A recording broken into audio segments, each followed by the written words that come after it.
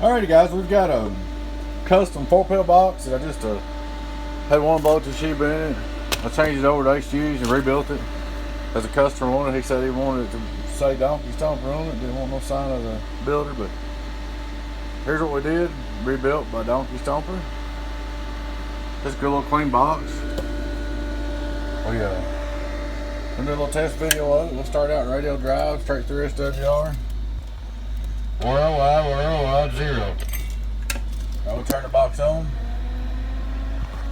Input SWR, 1 2 1 2, well, nothing.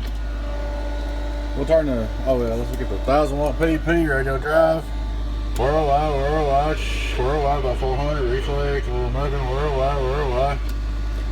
We'll hit it with the driver, turn it off. We'll hit it with a little Texas Star. We're gonna look at our 5 watt reverse. Worldwide by half a watt. 1000 watt slug, average power.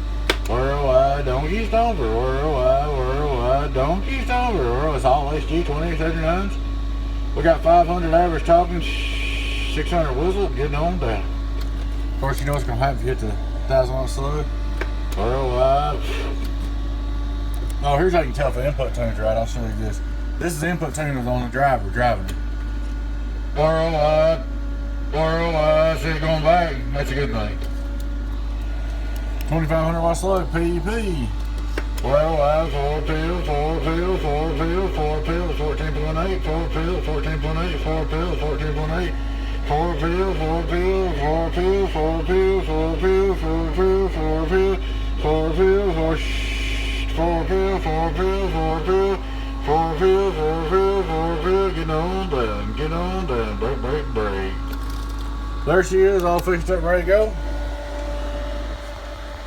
Thanks for watching, folks. Hope you enjoyed the video.